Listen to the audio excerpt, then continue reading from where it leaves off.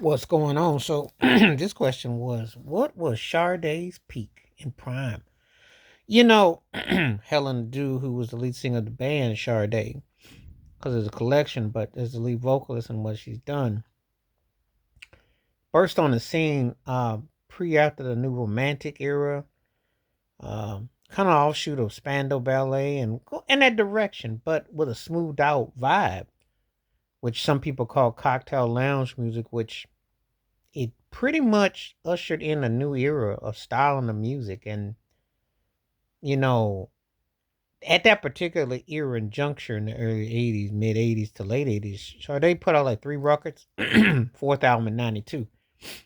Subsequently, six albums in 40 years. So, not in a hurry, but no need to be.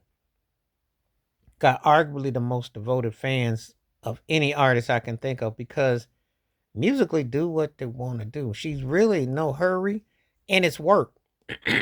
Pardon me. It's the music speaks for itself. I mean, when you hear Your Love Is King, Smooth Operator, different songs that have spoken. Is It a Crime? You hear the songs, you know them. And a lot of artists have respect for Sade, cross genres and styling.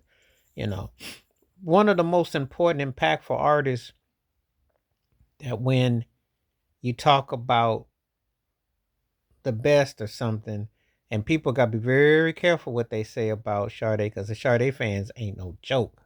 You know, they really take her seriously. Think they don't. I remember Prince had that three record thing out.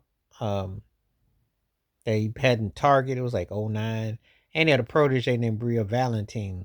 And anyway, he had a CD of her music, which I just didn't really bother to listen to. But anyway, um, it was, and anyway, he described it as like Sade, like, and even people who were diehard of him by really yanked his heels off for saying that, because he had to put his heel to watch his heels when he said that, because Sade fans ain't no joke.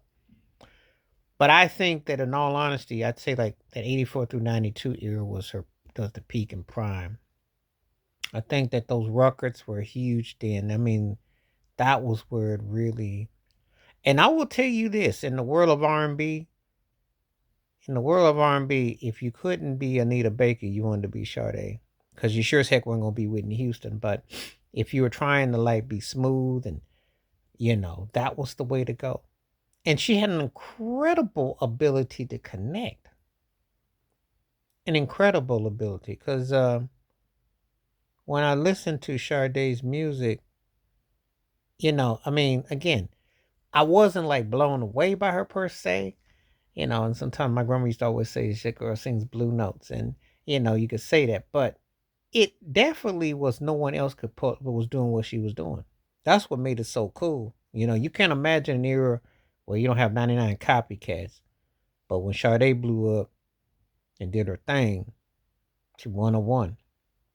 And so I think that's something that to take consideration and take something that you really respect about the artistry of it. So I'd say like that 84 to 92 was the prime and the peak, because everything after that was pretty much the last two records were more or less kind of the same and this and that. But that particular era, that was very distinctive and left a lasting impression. But anyway, you let me know what you think. Sade's prime and peak, and the fans where you go at with that. Please let me know in the comments. Please like, subscribe, work on thoughts, comments, and I do respond. Thank you. Wash your hands, keep your mind clear, watch out for another. Share it if you like. Hit the membership. Stay safe, stay blessed, stay woke, stay free. I'm one more time. Peace.